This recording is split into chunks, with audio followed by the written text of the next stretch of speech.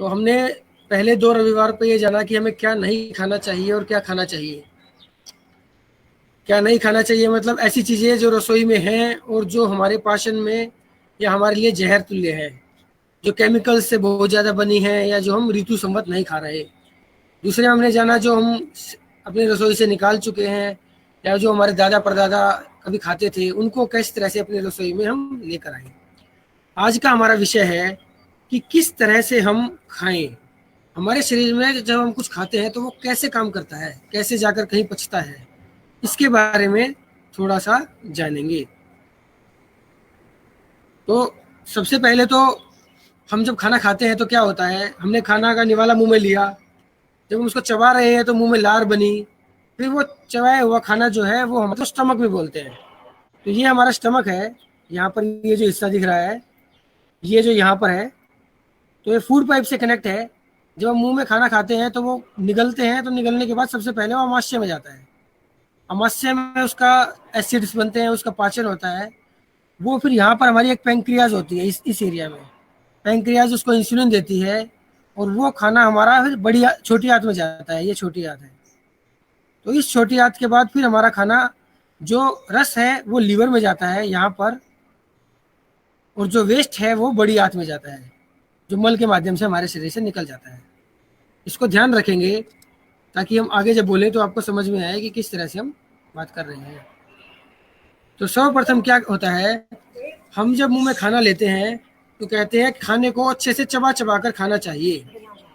खाना आप खा रहे हैं और जल्दीबाजी में अगर खा रहे हैं, आपने मुंह में खाना लिया, 4 बार चबाया और उसको निगल लिया, तो बहुत सॉलिड पार्टिकल्स आपके पेट में जाते हैं। तो जितने सॉलिड पार्टिकल्स आपके पेट के अंदर जाएंगे, उतनी ज़्यादा अमाशय को मेहनत करनी पड़ती है उसको पचाने के लिए। तो इसीलिए खाना जब भी खाएं, उसको चबा चबा कर खाएं। उसके 2 लाभ होते हैं। एक तो मुंह में लार ज़्यादा बनेगी। जब आप खाने को चबा रहे हैं तो मुंह में लार जितनी ज़्यादा बार आप चबाओगे उतनी ज़्यादा बार लार बनेगी। लार के विषय में कहा गया है कि this is the most alkaline thing in the world, कि ये सबसे ज़्यादा अल्कलाइन है। ऐसी अल्कलाइन कि 2 चीज़ें होती है, एक क्षारीय एक अम्लीय। तो जिसे एसिड बोलते हैं उसके विपरीत। तो पेट में एसिड बनता है हमें खाना पचाने के लिए, और मुंह में अल्कलाइन लार बन रही है। तो जैसे ही वो लार हमारे पेट में जाती है तो वो पेट में बन रहे एसिड को शांत करती है, अम्ल को शांत करती है। तो वो लार जितनी ज़्यादा पेट में जाएगी उतनी ज़्यादा एसिडिटी की प्रॉब्लम कम होगी। दूसरा, आप जितना ज़्यादा चबाओगे खाना जो है उतना ही छोटा होता जाएगा।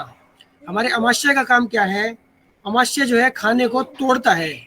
आप चाहे बड़ा खाना खाओ, मोटा मोटा निगल लो, चाहे पतला पतला निगल लो, अमाशय जो है उस खाने को बिल्कुल महीन, जैसे जूस होता है हमारा, उस तरह से जूस रस बनाकर हमारे जो है पेंक्रियाज को और छोटी आंत को देता है। तो अगर आप मोटा मोटा खाना खाओगे, जल्दी जल्दी चबाओगे, उसको छोटे टुकड़े किए बिना चबाओगे, तो हमारा खाना, हमारे अमाशय को उस खाने को पचाने के लिए, उसका रस बनाने के लिए ज़्यादा मेहनत करनी पड़ेगी। लेकिन अगर आप बिल्कुल छोटा छोटा, बिल्कुल धीरे धीरे चबा चबा कर खाओगे तो उसमें लार भी ज़्यादा बनेगी और हमारे मुंह में उसके छोटे छोटे टुकड़े होंगे, तो हमारे अमाशय को मेहनत भी कम करनी पड़ेगी। आयुर्वेद में कहा गया है कि आपके जो पाचन है उसका 50% आपके मुंह में ही हो जाना चाहिए। इसका मतलब यही है कि हमारे अमाशय को जितनी मेहनत करनी पड़ती है उसकी 50% मेहनत हमारे दांत और हमारे जो लार है वो करके हमारे अमाशय को दे। तो खाने को सदा चबा चबा कर ही खाना चाहिए। दूसरा विषय ये है, जब हम खाने को चबा रहे होते हैं या खाना खा रहे होते हैं, तो आजकल क्या है कि कुर्सी पर बैठकर खाते हैं या टेलीविज़न देखते हुए खाते हैं। यह दोनों ही क्रियाएं गलत हैं। कुर्सी पर बैठकर नहीं खाना चाहिए, खड़े होकर तो कभी भी नहीं खाना चाहिए। कोशिश करें कि धरती पर आलती पालती मारकर बैठकर खाएं। और टीवी देखते हुए या कोई भी इलेक्ट्रॉनिक मीडिया, टीवी हो गया, मोबाइल हो गया, टैबलेट हो गया या कोई और चीज़ हो गई, उनको देखे बिना खाएं। घर परिवार के साथ बैठकर खाएं। बहुत सारे मॉडर्न साइंस में शोध हो रहे हैं जो ये कहते हैं कि अगर हम खाने को घर परिवार के साथ खाते हैं तो घर परिवार में के लोगों में आपस में परस्पर प्रेम भी बढ़ता है। आप जरूर जितनी आपको डेली खुराक है उससे ज़्यादा भी खाते हैं और वो आपके शरीर में अच्छे से पचता भी है। वो क्यों पचता है, आयुर्वेद भी यही कहता है कि जब आप खाना खाएं तो घर परिवार के लोगों के साथ बैठकर और आलती पालती मारकर जमीन पर खाएं। उससे क्या होता है, आयुर्वेद का में कथन है कि जब आप खा रहे हैं तो सिर्फ खाना नहीं खा रहे, उस खाने के समय में जो आपके मन में भाव है वो भाव भी खा रहे हैं। जिस भाव से वो खाना पकाया गया है वो भाव भी आप खा रहे हैं। आप टेलीविजन देख रहे हैं, उसमें कोई दुख का सीन आ रहा है, कोई ऐसी चलचित्र चल रहा है जिसमें कोई दुख का सीन है, तो आप वो दुख के भाव भी खा रहे हैं। कोई घृणा है तो घृणा के भाव भी आप खा रहे हैं। तो जैसा आपका माहौल है, जिस भी आप खाते हुए आप जिस भी विचार से खा रहे हैं, वो विचार भी आप खाने के साथ खाते हैं। इसीलिए ये कहा जाता है कि जब भी खाएं परिवार के साथ बैठकर खाएं। अगर परिवार के साथ बैठकर खाना संभव नहीं है किसी भी कारण से, तो एकांत में बैठ के खाएं। एकांत में बैठें जहाँ पर आप शांत मन से बैठ सकें और पूरे मन से खाना खाएं।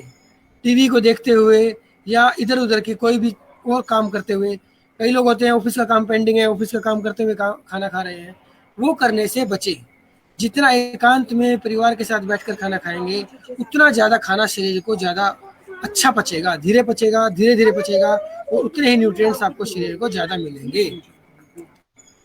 तो इसी विषय में ऐसा भी कहा गया है कि जैसे एक उदाहरण दूँ तो जब किसी के 13वीं पर जाते हैं या, तो वहाँ पर खाना नहीं खाना चाहिए। मृत्यु भोज जिसको कहते हैं, मृत्यु भोज नहीं करना चाहिए।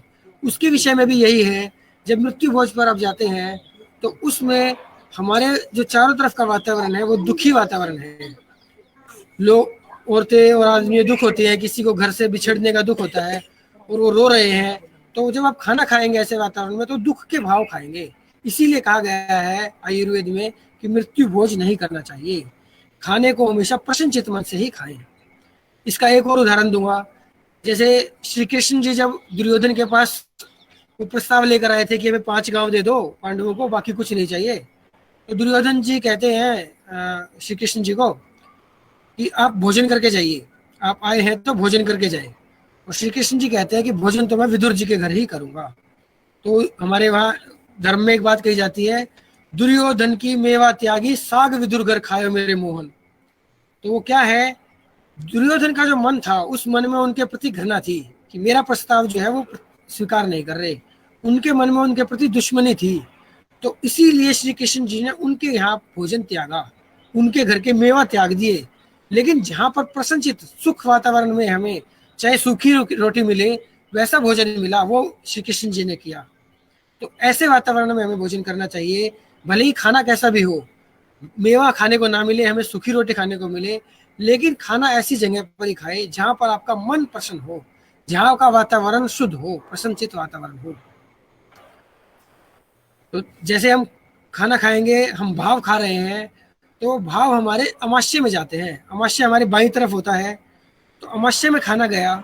जैसे ही हमारे अमाशय में खाना गया तो हमारे अमाशय में, जिसको हम संस्कृत में जठर भी बोलते हैं, इंग्लिश में स्टमक भी बोलते हैं, तो उस जठर पार्ट में अग्नि प्रवेश होती है, अग्नि जलती है।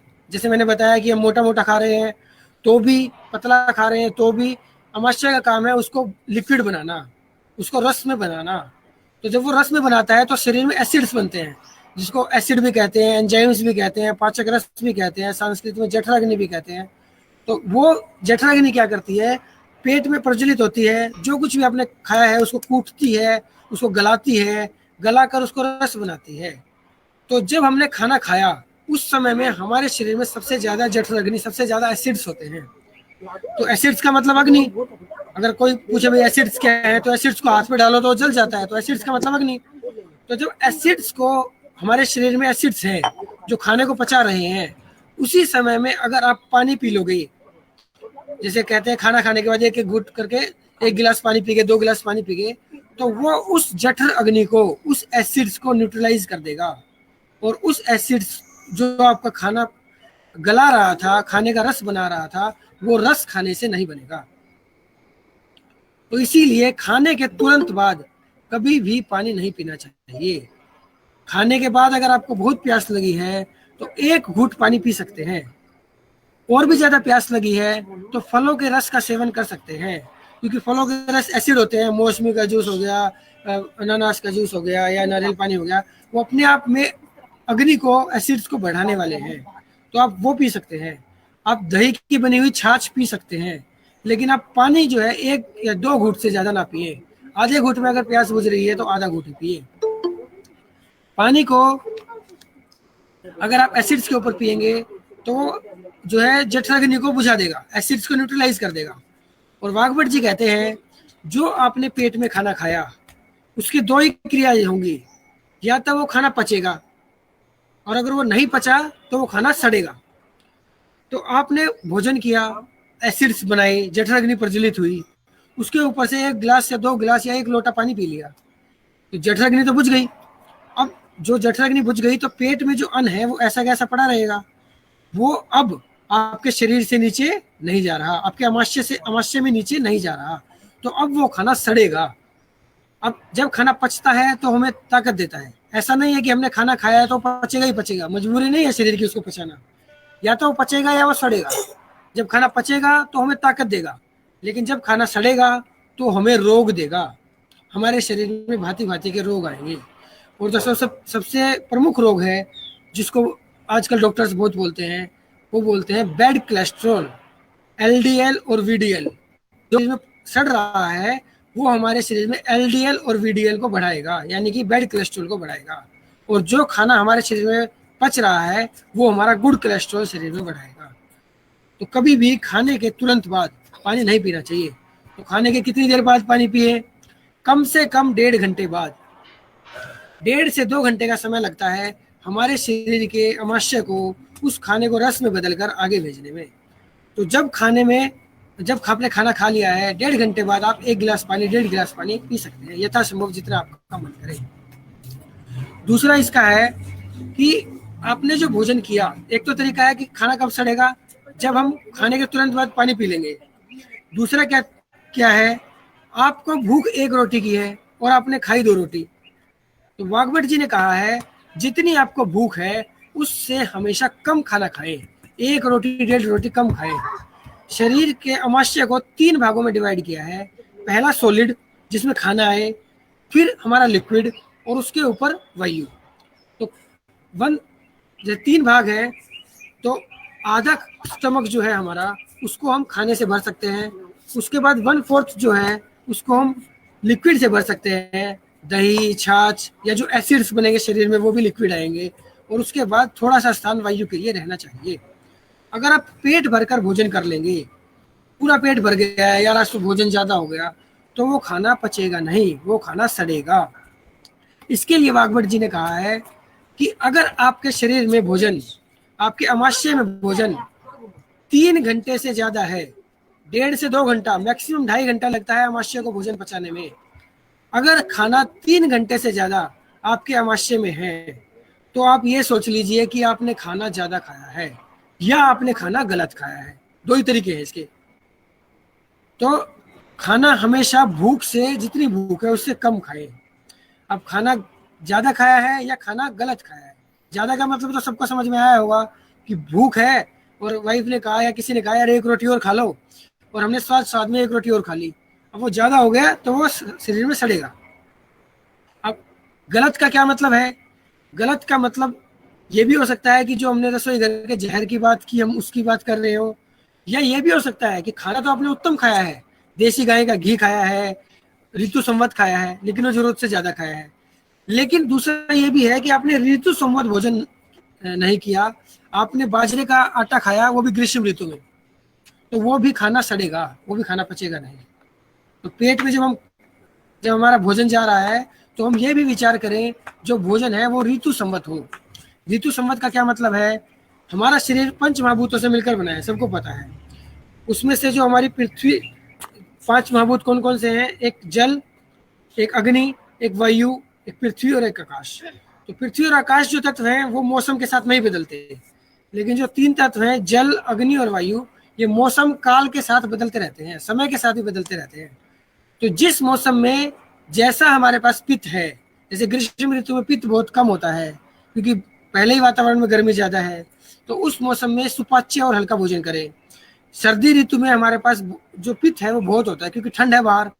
जब बाहर ठंड होगी तो शरीर में पित्त बढ़ेगा, जब बाहर गर्मी होगी तो शरीर में पित्त कम होगा। तो जब पित्त बढ़ गया है, जब बाहर सर्दी ऋतु है, तो जो हैवी टू डाइजेस्ट भोजन है, जो पचने में कठिन होते हैं, उनको आप कर सकते हैं। कौन कौन से ऐसे, जैसे राजमा है, छोले हैं, उड़द की दाल है, जो पचने में कठिन है, उन भोजन को आप सर्दी ऋतु में, शीत ऋतु में, ठंड की ऋतुओं में कर सकते हैं। लेकिन अगर आप राजमा छोले इसी मौसम में खाएंगे ग्रीष्म ऋतु में, तो वो आपको शरीर में नहीं पचेंगे। तो आप भोजन, अगर आप फिर भी राजमा छोले कहीं पर आप गए हैं, राजमा ही खाने हैं, तो उस समय पर यह विचार करें कि आप थोड़ा खाएं, बहुत थोड़ा खाएं, क्योंकि वो शरीर में मुश्किल से पचने वाला है। तो ऋतु को देख कर ही खाना खाना चाहिए। थोड़ी सी और ऋतु के बारे में बता देता हूँ मैं, कि ग्रीष्म ऋतु के बारे में जान लिया। ग्रीष्म ऋतु में पित्त हमेशा कम होता है, तो ग्रीष्म ऋतु में हमेशा भोजन ऐसा करना चाहिए जो सरलता से पचे। जौ का आटा, हल्की दालें, जितना हो सके फल खाओ। 50%, 60%, 70% अगर आप अपने खाने में फलों को लेके आएंगे तो बहुत अच्छा है। 100% भी फल रखेंगे तो भी बुरा नहीं है, बिल्कुल भरी गर्मी में। और जैसे जैसे गर्मी घटेगी तो फल कम करें और उसके साथ साथ अन्न बढ़ाएं। उसके बाद हमारे पास आती है वर्षा ऋतु। वर्षा ऋतु में हमारे शरीर में कफ बढ़ता है, क्योंकि शरीर में जो है मौसम में जो है वो नमी बढ़ती है। नमी बढ़ेगी तो शरीर में भी कफ बढ़ेगा। जैसे जैसे कफ बढ़ेगा, आप उस समय पर तला हुआ भोजन कर सकते हैं। जितेंद्र जी ने पिछली बार कहा था कि हमारे यहाँ गुलगुले खाते हैं वर्षा ऋतु में, तो बहुत अच्छा है, वो औषधि है। पकौड़े खाएं आप, घर के बने हुए, बाहर के नहीं। बाहर के खाएंगे तो वो गंदा तेल और वो पता नहीं और क्या क्या यूज करते हैं, सस्ती चीजें, तो वो आपको नुकसान करेंगी। घर के तेल के बने हुए पकौड़े खाएं, घर के तेल के बने हुए पूड़े खाएं, गुलगुले खाएं। वर्षा ऋतु में जब वर्षा हो रही है, आपके शरीर का कफ बढ़ा है, अग्नि कम है, उस समय पर वैसा भोजन किया हुआ आपके शरीर के लिए औषधि है। उसके बाद हमारी शरद ऋतु आती है, जहाँ से हमारे कनागत स्टार्ट होते हैं और हमारी दिवाली तक। उस समय पर हमारे शरीर में, शरद ऋतु को रोगों की माता कहा गया है, क्योंकि इस समय में हमारे शरीर में जो पित्त होता है वो प्रकोपित हो जाता है, पित्त की समस्याएं बढ़ती हैं। तो पित्त की समस्याएं बढ़ने के लिए चावल की बनी हुई मीठी खीर, शुद्ध देसी गाय का अगर कहीं से दूध मिलता है तो उसमें चावल की खीर बनाएं, उसमें खांड डालें। चीनी तो हम पहले ही बात कर चुके हैं, वो जहर है, उसकी चर्चा हम नहीं करेंगे दोबारा। तो खांड डालें और ऐसी बनी हुई खीर खाएं, वो आपके पित्त को शांत करेगी, वो एक औषधि है। और हमारे धर्म में भी ये कहा गया है। शरद ऋतु में ही शरद पूर्णिमा आती है। शरद पूर्णिमा में हम क्या करते हैं, रात को खीर बनाते हैं, चंद्रमा की रोशनी में रखते हैं, उसको सुबह सुबह खाते हैं, क्योंकि वो हमारे लिए शरद ऋतु में औषधि है। तो चावल की बनी हुई खीर खाएं, तला हुआ खाएं, लेकिन तला हुआ घी का हो। कनागत के विषय में हमारे पूर्वज कह कर गए हैं कि पूर्वजों की रोटी, पूर्वजों की पूरी कभी भी तेल में नहीं तलनी, क्योंकि उस समय में दो ही चीजें होती थी, या तो तेल या घी। अब हमारे पास रिफाइंड आ गया है, तो हम कहते हैं कि यार तेल में नहीं तलनी तो रिफाइंड में तल लो। लेकिन हम रिफाइंड के विषय में पहले ही चर्चा कर चुके हैं। रिफाइंड केमिकल है, चिकनाई नहीं है, वो हमारे शरीर के लिए नुकसानदायी है। तो इसलिए कनागत में या जब नवरात्रे आते हैं, तो जो हम तला हुआ खाना खा रहे हैं उसको घी में तलें। घी में तला हुआ, घी ठंडा होता है, तेल गर्म होता है। तो अगर आप कनागत में या शरद ऋतु में तेल का तला हुआ भोजन करेंगे तो वो आपके पित्त को और बढ़ाएगा। जो पित्त हमें शांत करना है वो और बढ़ेगा, वो आपको नुकसान करेगा। इसीलिए तला हुआ भोजन जब भी करें तो हम घी में करें। और इसमें एक बहुत अच्छी औषधि है शरद ऋतु के लिए, वो है जायफल। जायफल को अगर आप थोड़ी मात्रा में शरद ऋतु में लेंगे तो वो आपके पित्त को भी शांत करेगा और आपके पाचन को भी दुरुस्त करेगा। ऐसा ही एक महाराष्ट्र में मैं कुछ टाइम रहा था, तो वहां पर जो है एक वो आता है, पकवान आता है, श्रीखंड बोलते हैं उसको। वो दही से बनाया जाता है, डिफरेंट डिफरेंट फ्लेवर्स का आता है वो। उसमें से एक फ्लेवर जायफल का भी आता है। वो जायफल का श्रीखंड जब आप शरद ऋतु में खाएंगे तो वो आपके शरीर के में औषधि का काम करेगा। तो आपको जब भी क्यों गया बैटरी तो भोजन करें, जायफल को भोजन में लेंगे तो शरद ऋतु में आपको पित्त को भी शांत करेगा और भोजन को भी आसानी से पचाएगा। उसके बाद हमारी आती है शरद ऋतु, शीत ऋतु। दो ऋतु हमारी ठंड की ऋतु हैं, एक शीत ऋतु और एक फिर हेमंत ऋतु। तो दोनों ऋतु के बारे में कहा गया है कि इस समय में हमारे शरीर में पाचन बहुत अच्छा होता है। मैं एक सेकंड में आता हूँ। तो जो ठंड की ऋतु है, इस ऋतुओं में हमारे शरीर में पाचन अच्छा रहता है, क्योंकि बाहर ठंड है तो हमारे शरीर में पित्त बहुत अच्छा है, पित्त गुणवन है। तो इसमें आप जितना भी गरिष्ठ भोजन है जो पचने में भारी है, राजमा, छोले, बाजरा, मूंगफली, तिल, जो भी है वो अच्छे से खाएं, पेट भर कर खाएं, बार बार नहीं खाना। हम पहले भी इस विषय में चर्चा कर चुके हैं कि बार बार खाना खाने से शरीर में पचने में कठिनाई होती है। जैसे अभी हमने कहा कि या तो भोजन पचेगा या सड़ेगा। आपने सपोज करो अभी खाना खाया और 15 मिनट बाद आपने मूंगफली खानी स्टार्ट कर दी, सर्दी की ऋतु है, तो वो मूंगफली अच्छी है, मूंगफली में से जो तेल निकलेगा वो आपके शरीर के लिए अच्छा है, नो डाउट इन दिस। लेकिन आपने एक खाने के ऊपर दूसरा खाना खाया, भोजन अंते विषम वारी, भोजन अंते विषम भोजनम। तो जब आपने एक ही भोजन के पचने से पहले ही दूसरा भोजन कर लिया, हमारा शरीर, हमारा दिमाग जो था पहले भोजन को पचाने में लगा हुआ है और वो पचाया नहीं है अभी, उससे पहले ही आपने दूसरा भोजन कर लिया। अभी एसिड्स बन रहे थे पहले भोजन के हिसाब से कि इसको पचाना है, इसका रस बनाना है, उससे पहले ही आपने दूसरा भोजन जो है वो शरीर में डाल दिया। तो शरीर क्या करेगा, आप दिमाग को लगेगा यार पहले भोजन को पचाने के लिए तो ये रस चाहिए थे, अब ये दूसरा भोजन आ गया, इसको भी कैसे पचाएं। तो जितना भी ज्यादा आप भोजन के ऊपर भोजन करेंगे वो भोजन सड़ेगा। जब भी आपको भोजन करने के लिए कहा गया है एक बार में बैठ के ऊंट की तरह खाएं। पुराने समय में जब कोई आता था घरों में तो धरती पे बैठा के एक ही साथ 56 भोग भी अगर बने तो एक साथ ही सर्व किए जाते थे, क्योंकि बार बार भोजन करना ये जो है हमारे बॉडी के लिए अहितकर है। वाघभट जी ने इसी विषय में ये कहा है, जो एक बार भोजन करे वो योगी, जो 2 बार भोजन करे वो भोगी, और जो 3 बार भोजन करे वो रोगी। तो भोजन को बार बार ना करें। जब जठराग्नि ज्यादा प्रज्वलित है तो गरिष्ठ भोजन खाएं जो देर में पचेगा। जब जब पित्त जो हमारे शरीर का, जठराग्नि जो मंद है, तो ऐसा भोजन खाएं जो सरलता से पचेगा, लेकिन बार बार भोजन नहीं करना। तो वर्षा ऋतु, शीत ऋतु खत्म होने के बाद हमारे पास उसके बाद आती है वसंत ऋतु। वसंत ऋतु में के प्रारंभ में हमारे पास चैत्र मास में दोबारा नवरात्रि आते हैं। वसंत ऋतु में क्या होता है, जो शीत ऋतु में चारों तरफ नमी होती है तो हमारे शरीर का काफी ज्यादा होता है। लेकिन जैसे ही होली गई, चैत्र मास आया, होली के जाते ही जो सूर्य की चमक है वो बढ़ेगी, और सूर्य की चमक बढ़ेगी तो हमारे शरीर का जो कफ है वो कफ पिघलेगा तो हमारे शरीर में फिर रोक देगा। तो उसी समय में हमारे पास दोबारा हमारे धर्म ने क्या कहा कि नवरात्रि लाए। तो नवरात्रों में दोबारा सेम काम करना है। हम अगर भोजन कर रहे हैं तो तला हुआ करें, उपवास करें। उपवास करना भी मंद जठराग्नि का एक प्रज्वलित करने का एक तरीका है। उपवास करें। उपवास करने का तरीका क्या है, दिन में एक बार फलहार करना, ये हमारे शास्त्रों में उपवास के लिए बताया गया है। आज जो हम उपवास कर रहे हैं, सुबह ड्राई फ्रूट्स खा लिए, फिर फ्रूट्स खा लिए, फिर तला हुआ कुछ आ गया, फिर शाम को बर्फी और दूध पी लिया, फिर बीच में भी कुछ खा लिया, ये तरीका सही नहीं है। कोशिश करें एक बार फलहार से काम चलाएं। अगर एक बार फलहार से काम नहीं चलता तो कोई जूस लें, फलों का रस लें। लेकिन अब बार बार जो ये ड्राई फ्रूट्स खाते हैं, या ड्राई फ्रूट्स अपने आप में पचने में भारी है। हम ऐसे मौसम में नवरात्रि कर रहे हैं जिस मौसम में हमारे शरीर में मंद जठराग्नि है, और उस मंद जठराग्नि में हम ड्राई फ्रूट्स के बने हुए नमकीन खा रहे हैं या ड्राई फ्रूट्स खा रहे हैं तो पचेगा ही नहीं। शरद ऋतु है, हमारे पास पहली जठराग्नि कम है और हम खीर तो बना रहे हैं, खीर तो हम खा रहे हैं, लेकिन क्योंकि हम अमीर हैं तो हम उसके अंदर काजू भी काटेंगे, बादाम भी काटेंगे, पिस्ता भी काटेंगे। अब वो काजू बादाम पिस्ता जो है वो हमारे शरीर में जो जाएगा तो पचेगा नहीं, क्योंकि वो मंद जठराग्नि है। तो जिस समय में वाघभट जी जिस तरह से बात कहते हैं कि सरल भोजन करो, उसमें सरल भोजन ही करें, सिर्फ स्वाद के लिए उसमें चीजें ऐड ना करें। अब भोजन के बाद जो है कई लोग क्या करते हैं, लेट जाते हैं। वैसे तो वाघभट जी ये भी कहते हैं कि भोजन के तुरंत बाद 40 से 45 मिनट तक विश्राम करना भी एक औषधि है।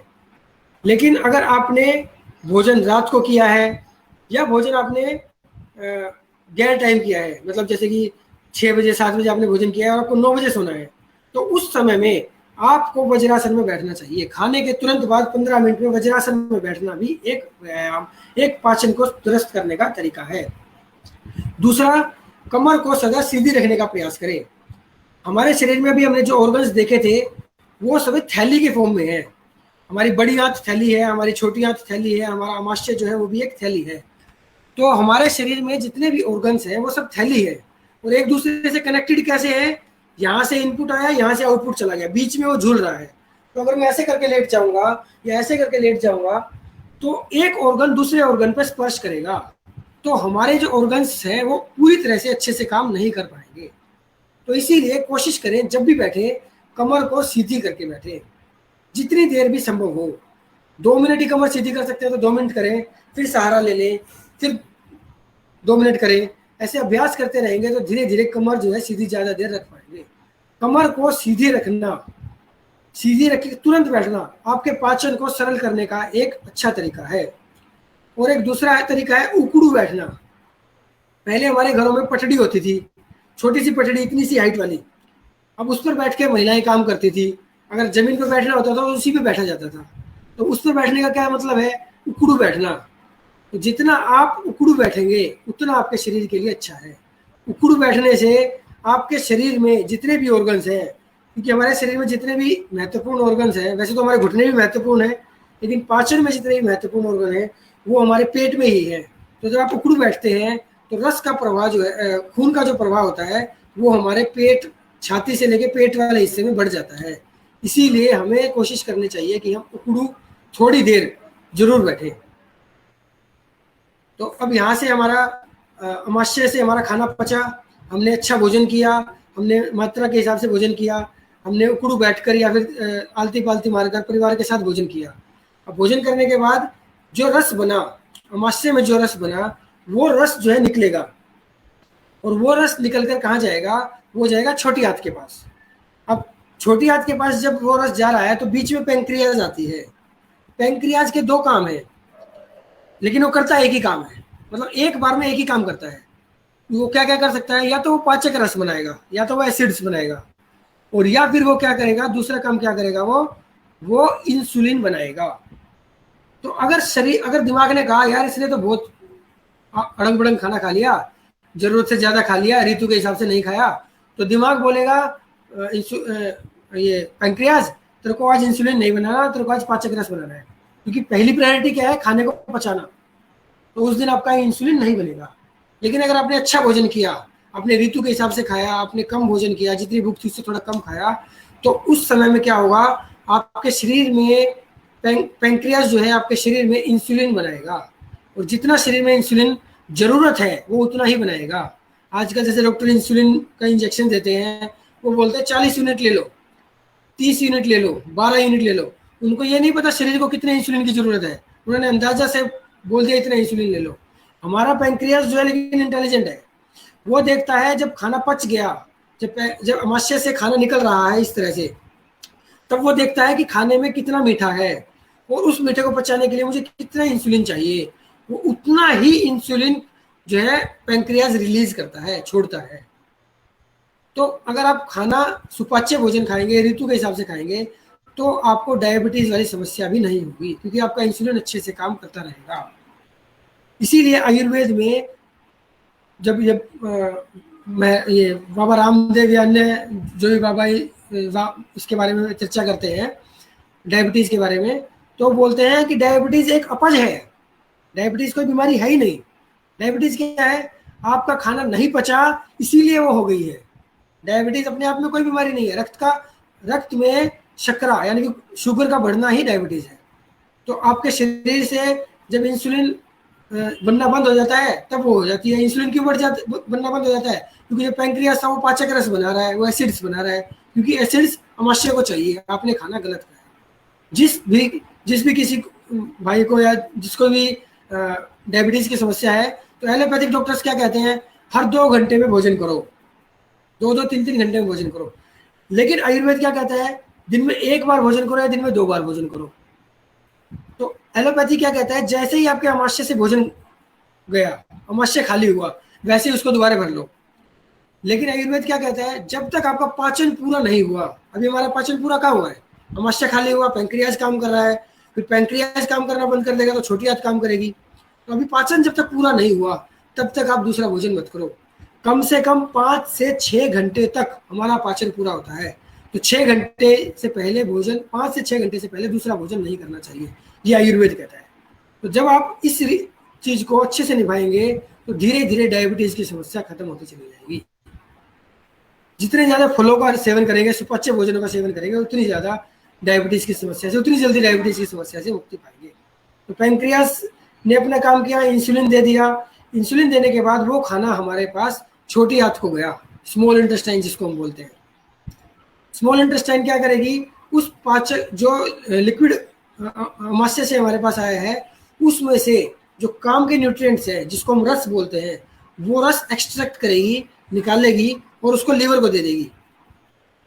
और जो कबाड़ है, मतलब जो वेस्ट है, उस वेस्ट को फिल्टर आउट करके, जैसे जूस को छलनी में से छान देते हैं तो जो जूस तो होता है वो तो गिलास में चला जाता है, लेकिन उसके ऊपर जो बच जाता है वो छलनी में ही रह जाता है। तो इसी तरह से जब जब हम आमाशय से निकले हुए रस को छानते हैं छोटी आंत के माध्यम से, तो उसमें जो ऊपर ऊपर जो मोटा मोटा कूड़ा है वो तो हमारा बड़ी आंत को चला जाता है, बड़ी आंत जो मल के माध्यम से जिसको हम निकाल देते हैं। और जो अच्छा रस है जिसकी हमारे शरीर को जरूरत है वो हमारे लीवर को चली जाती है। लीवर फिर उसका खून बनाती है, तो लीवर खून बनाकर फिर हार्ट को देती है, हार्ट पूरे शरीर को पास आउट कर देता है। तो ये जो पूरा चक्र है, ये पूरा चक्र आयुर्वेद में एक पाचन बोला गया है। 2 से 2.5 घंटे हमारे आमाशय ने लिए, फिर छोटी आंत ने लिए, फिर बड़ी आंत, फिर लीवर ने लिए और फिर हार्ट के थ्रू पास कर दिए। तो इसीलिए जब तक ये पाचन पूरा ना हो, आयुर्वेद की दृष्टि में ये पूरा एक पाचन है, पूरे शरीर का पाचन है। जब तक ये पूरा पाचन ना हो तब तक दूसरा भोजन नहीं करना चाहिए। तो इसी के साथ मैं अपने विषय को पूरा करता हूँ। हेलो विक्रम जी। हाँ सनी जी। हाँ, आयुर्वेद के हिसाब से हमें वो सुबह का भोजन मेरे ख्याल से सूर्य उदय से 2 घंटे के बीच में करना चाहिए, और शाम का सूर्यास्त से पहले 7 बजे से पहले। हाँ जी, ठीक कह रहे हैं जी आप। सूर्यास्त के बाद भोजन करना निषेध बताया गया है आयुर्वेद में। सूर्यास्त के बाद कभी भी भोजन नहीं करना चाहिए। जो लोग बिल्कुल रात को खाना खाकर सोते हैं, 9 बजे खाना खाया 10 बजे सो गए, वो बिल्कुल गलत है। एलोपैथी ऐसे कहता है कि खाने के बीच में कम से कम, खाने और सोने के बीच में कम से कम 2 से 2.5 घंटे का गैप रखो। और आयुर्वेद ये कहता है कि खाना जो है वो रात का खाना जो है वो सूर्य अस्त से पहले जरूर कर ले। हाँ विक्रम और जी। सुबह का खाने के बारे में बताया गया है कि सूर्य उदय होने के बाद 2 घंटे 3 घंटे तक आप भोजन कर ले, तब आपका खाना अच्छे से पचेगा। हाँ विक्रम जी, हाँ मैं सनी जी। एक चीज़ और ऐड करना चाहूँगा भाई साहब, हाँ जी, बताओ जी। कि जैसे हम सभी सुबह उठते हैं तो कई जने क्या करते हैं, सुबह उठते ही ब्रश कर लेते हैं।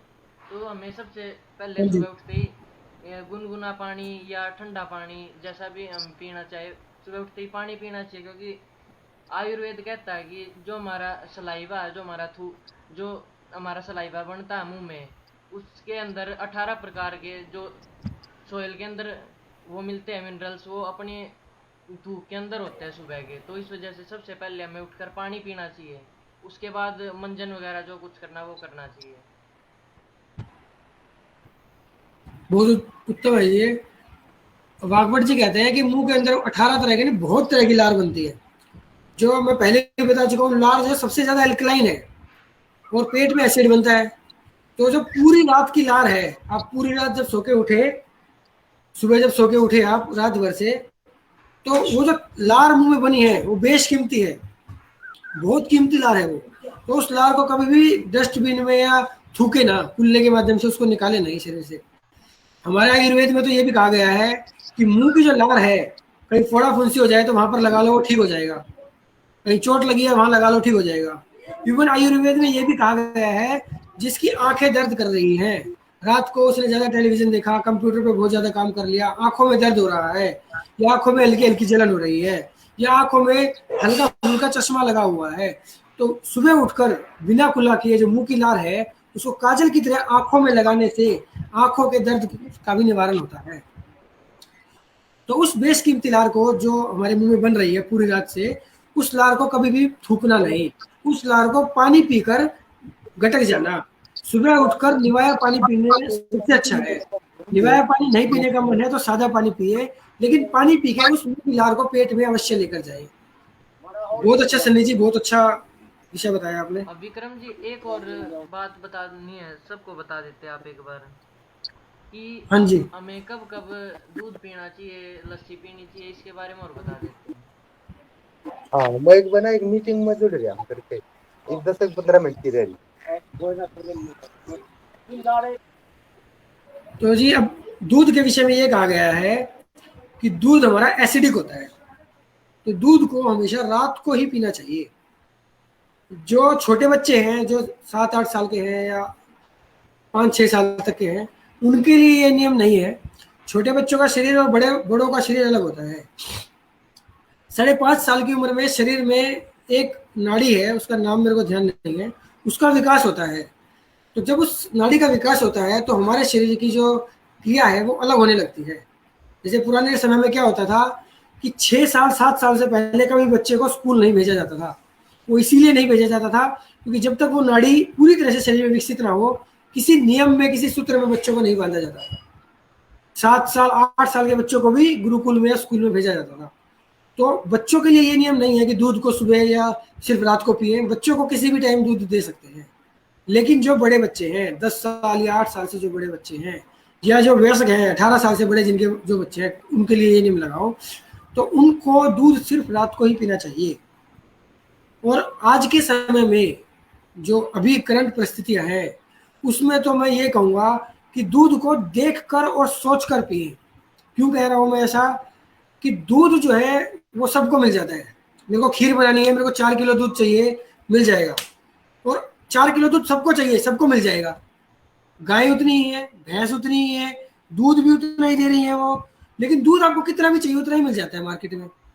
तो मार्केट में वो जानते हैं, भारतीयों के दिल में दूध के प्रति बहुत बहुत गहरा ये है कि दूध बहुत अच्छा है, बच्चों को पिलाओ, खुद भी पियो। तो दूध की कालाबाजारी आज के समय में मुझे लगता है सबसे ज्यादा है। दूध में केमिकल डाल के दूध बनाना, चूना डाल के दूध बनाना, दूध पतले दूध में केमिकल डाल देना ताकि वो गाढ़ा हो जाए, और भांति भांति तरह की दूध में जो है वो मिलावट होती है। तो इसीलिए जब आप दूध पी रहे हैं तो ये सोचे क्या आप दूध ही पी रहे हैं क्या। बहुत सारे प्राकृतिक चिकित्सक ऐसे हैं जो दूध और दूध से बनी चीजें खाते ही नहीं। वेगन्स उनको शायद बोलते हैं कि दूध या दूध से बनी चीजें हम खाते ही नहीं। बहुत सारे बंदे ऐसे हैं, प्राकृतिक चिकित्सक ऐसे हैं जो ऐसे रिकमेंड भी करते हैं। वो इसीलिए करते हैं कि जब आप दूध पी रहे हैं तो क्या आप वाकई में दूध पी रहे हैं ये नहीं पता। और दूसरा, अगर आप वाकई में ही दूध भी पी रहे हैं तो पहले गाय स्वेच्छा से चरने जाती थी, पहले भैंस होती थी वो चरने जाती थी और वो खुले में अच्छे से खाती पीती थी, अपनी मर्जी से खाती थी, तो वो बीमार नहीं रहती थी। आज अगर आप बीमार भैंस का दूध पी रहे हैं तो वो आप बीमार है, आप बीमार गाय का दूध पी रहे हैं तो आप बीमार है। और अगर आप जर्सी गाय का, विदेशी गाय जर्सी, ऑस्ट्रेलियन, फ्रीजियन, इनका दूध पी रहे हैं तो वो तो जहर तुल्य ही है। तो इसीलिए जब आप दूध पी रहे हैं तो सोचे कि आपको दूध पीने की जरूरत है, क्या आप असली दूध पी रहे हैं। उसके बाद आपको दूध सिर्फ और सिर्फ रात को ही पीना है। जूस, फलों के रस के बारे में कहा जाता है कि फलों का रस सुबह या दोपहर में पी सकते हैं, उसको रात को नहीं पीना चाहिए। ऐसे ही छाछ के विषय में कहा गया है, भोजन के साथ या भोजन के बाद आप कुछ पीना चाहें या कुछ लेना चाहें तो दूध, तो छाछ भी ले सकते हैं और वो जूस भी ले सकते हैं। और अगर आप रात के भोजन के साथ लेना चाहें तो वो आप दूध ले सकते हैं। तो जूस और छाछ जो है वो दिन में या सुबह ले, और दूध जो है सुबह या दिन में ना ले, सिर्फ रात को ले। जी, कैसे भी बना सकते हो, इसमें कोई रूल नहीं है। जो सब्जियां सूखी बनती है वो सूखी भी बन सकती हैं, जो लिक्विड बन सकती है लिक्विड भी बन सकती है, लेकिन वैसे इसमें बढ़िया। नियम है। हाँ जी, वो सर जी जो फायदा करती है वो लिक्विड वाली ज्यादा करती है सर जी, है कि ये अपनी सख्त वाली? देखो, जो खाना है वो लिक्विड वाला आपके मुंह में जाकर हो जाता है। आपने सूखी सब्जी ली और रोटी ली, बिल्कुल सूखी रोटी ली और नमक के साथ खा ली, या बिल्कुल सूखी रोटी ली और अचार के साथ खा ली, वो भी आपको नुकसान नहीं करेगी, बल्कि वो फायदा करती है। नींबू का अचार, आम का अचार, ये अचार बुरे नहीं है, अच्छे हैं। बिल्कुल सूखा है, आप मुंह में उसको इतना चबाएं कि लार के साथ मिक्स होकर वो पेट में जाए, इस बात का ध्यान रखें। सूखा भोजन अगर आपने गटक लिया, सूखी सब्जी के साथ आप खा रहे हो और वो गटक लिया, वो आपको नुकसान करेगा। वो पेट को, अमाशय को पचने में कठिन है। वो जो एसिड्स, अब अमाशय ने अगर आपने सूखा भोजन किया तो ज़्यादा एसिड बनाएगा, बहुत ज़्यादा एसिड बनाएगा तो आपको फिर एसिडिटी की समस्या होगी, आपको खट्टी डकारें आएंगी, पेट में जलन होगी। तो इसीलिए जब भी भोजन करें खूब चबा चबा कर करें। ताकि मुंह में खूब लार बने और खूब लार आपके आमाशय में जाए।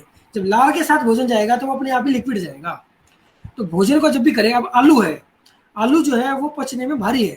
अगर आप सूखी सब्जी गर्मी की ऋतु में खाएंगे और आलू वाली खा रहे हैं तो वह पचने में भारी है, तो आपके आमाशय को कठिन है पचाने में। लेकिन अगर आप भिंडी बना रहे हैं, आप पेठा बना रहे हैं, तो आप सूखा बनाइए, वो आपको आमाशय में आसानी से पचेगा। ऐसा ही आलू है, अगर आप सर्दी की ऋतु में सूखे बनाकर खा रहे हैं तो वो भी अच्छा है। सिर्फ चबा चबा कर इतना चबाएं कि मुंह में पूरी लार बन जाए। अब लार टीवी देखते हुए आप चबा चबा के खा रहे हैं, आपको पता नहीं कितनी बार चबाया और आपने खा लिया, तो वो गटका गया। वो सॉलिड ही खाओगे तो पेट में आपको पचने में कठिन होगा, और अगर पचने में कठिन है तो भोजन पचेगा नहीं, वो भोजन सड़ेगा, और भोजन सड़ेगा तो फिर भांति भांति के रोग होंगे। कभी संघ में सामूहिक भोजन होता है, आप सभी ने किया होगा, मैंने नहीं किया वो हालांकि। तो वो क्या कहा जाता है संघ में, ये कहा जाता है कि हर कोई जितना उसकी खुराक है उससे 1.5 गुना भोजन लाएगा। कहा जाता है ना ऐसा, हाँ 1.5 बिल्कुल गुना होता भोजन है। लाएगा, और सभी मिलकर खाएंगे, बैठकर खाएंगे। वो बिल्कुल 1.5 गुना भोजन लाते हैं, खाने वाले उतने ही, और फिर भी कोई 2 गुना भी लाता होगा, कोई 2.5 गुना भी लाता होगा, फिर भी खाना सारा खत्म हो जाता है। और किसी को अपच, किसी को एसिडिटी नहीं होती, यार आज तो ज्यादा खा लिया, किसी को ऐसा नहीं लगता। क्यों नहीं लगता? क्योंकि आप मिलकर धरती पर बैठकर और सारे मिल बैठकर और खुशी से खाना खा रहे हैं। तो जब खुशी के वातावरण में खाना खाया जाएगा तो आप ज्यादा भी खाएंगे, वो अच्छे से सरलता से आपके शरीर में पचेगा भी। तो पाचन को दुरुस्त रखने के लिए आप किसी आश्रम में जाते हैं, वो आश्रम में क्या होता है, सारे बैठकर खाना खाते हैं। पहले भोजन मंत्र होगा, भोजन को प्रणाम करेंगे ताकि हमारे भाव अच्छे हों। जिस भोजन को हम खा रहे हैं वो अमृत है हमारे लिए, अभी ये भोजन है, थोड़ी देर बाद ये मैं ही बन जाऊंगा। तो ये मन में भाव रखते हुए कि अच्छा भोजन है, हमारे शरीर को ताकत दे, इस तरह के भाव रखते हुए शरीर में खाना खाना चाहिए, और धरती में हंसते हुए खाना खाना चाहिए। कभी भी मन में बुरे विचार रखकर खाना नहीं खाना चाहिए। आपका भोजन भी अच्छे से पचेगा। चाहे आपने रूखी सूखी रोटी खाई है, कोई मतलब नहीं रखता इस बात से। सिर्फ सूखी रोटी घी के साथ, नमक के साथ, चीनी के साथ, मतलब मीठे के साथ आप खा लेंगे तो वो भी आपके शरीर में अच्छे से पचेगी। सिर्फ इस बात का ध्यान रखें कि आप कैसे खा रहे हैं। कितनी बार पीनी चाहिए या नहीं पीनी चाहिए? सुबह एक सुबह एक करके बोले। विकास जी बताइए क्या कह रहे हैं। प्रवीण जी आप बाद में बोल रहे हैं। चाय पीते हैं, वो ठीक है या गलत है? और दिन में कितनी चाय पीनी चाहिए या नहीं पीनी चाहिए? चाय ही पूछ रहे हैं आप? हाँ जी। देखो ये चाय के विषय में हम रसोई घर के जहर विषय पर भी चर्चा कर चुके हैं।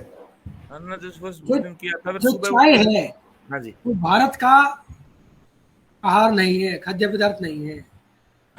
और अगर आपको चाय पीनी है तो चाय आप सर्दी की ऋतु में पी सकते हैं, जब मौसम में ठंडी है। अगर आप ग्रीष्म ऋतु में चाय पिएंगे तो वो आपके शरीर को पित्त को बढ़ाएगी। चाय का नेचर है, कॉफी का नेचर है कि वो आपके शरीर का पित्त बढ़ाती है। तो इसीलिए किसी कोई लो बीपी का पेशेंट हो, जिसको लो ब्लड प्रेशर रहता हो, तो डॉक्टर बोलते हैं जब भी लो ब्लड प्रेशर हो तो कॉफी बनाकर पी लो। क्यों? क्योंकि वो तुरंत ब्लड प्रेशर को बढ़ा देती है। ऐसे ही चाय का भी ऐसा ही नेचर है। अगर आप चाय पिएंगे तो आपके ब्लड प्रेशर को बढ़ाएगी। और गर्मी की ऋतु में ब्लड प्रेशर बढ़ने का मतलब क्या है? पित्त का बढ़ना। गर्मी की ऋतु में पित्त जो है हमारे शरीर में कम होता है और कम ही रहना चाहिए। अगर गर्मी में पित्त को बढ़ा देंगे तो खट्टी डकारी आना, एसिडिटी होना, दस्त लगना, भांति भांति के रोग होते हैं। इसीलिए चाय को ग्रीष्म ऋतु में, शरद ऋतु में और वसंत ऋतु में, कम से कम इन 3 ऋतु में पूरी तरह से त्याग दें। वसंत ऋतु कौन सी ऋतु है? जब हमारी होली के बाद नवरात्रे आते हैं। होली की ऋतु के कम से कम 1 महीने बाद तक, जैसे 2 महीने की एक ऋतु होती है, और होली के बाद कम से कम 1 महीने तक चाय नहीं पीनी, चाय कॉफी नहीं पीनी। जब हमारी गर्मी की ऋतु आती है, जेठ का, आषाढ़ का महीना, कम से कम 2 महीने चाय नहीं पीनी। जब हमारी शरद ऋतु आती है, जब हमारा पित्त जो है कुपित होता है। कौन सी है शरद ऋतु? जब हमारे कनागत शुरू होते हैं, जब हमारी दिवाली है, कनागत से लेकर दिवाली तक, कम से कम कनागत से दिवाली तक, नहीं तो कनागत से दिवाली तक नहीं छोड़ सकते, तो कनागत से लेकर और कम से कम शरद पूर्णिमा तक 1 महीना, इस महीने में हमें चाय नहीं पीनी। अब चाय का विकल्प क्या है हमारे पास? चाय का विकल्प है हमारे पास अर्जुन की छाल। चाय की तरह ही बनती है, चाय पत्ती से आधी मात्रा में उसका इस्तेमाल किया जाता है, और वो हमारे शरीर के लिए अच्छी है। वो हमारे शरीर का पित्त नहीं बढ़ाएगी, वायु के रोगों से हमें निष्कासित करेगी। उसके अलावा अगर आप कुछ पीना चाहें तो भांति भांति के काढ़े भी बने हुए हैं, हमारे आयुर्वेद में लिखे हुए हैं। गेंदे के फूल की पंखड़ी का काढ़ा, या ग्रीष्म ऋतु में पीना है तो गुलाब के फूल की पंखुड़ी का काढ़ा आप ये भी पी सकते हैं।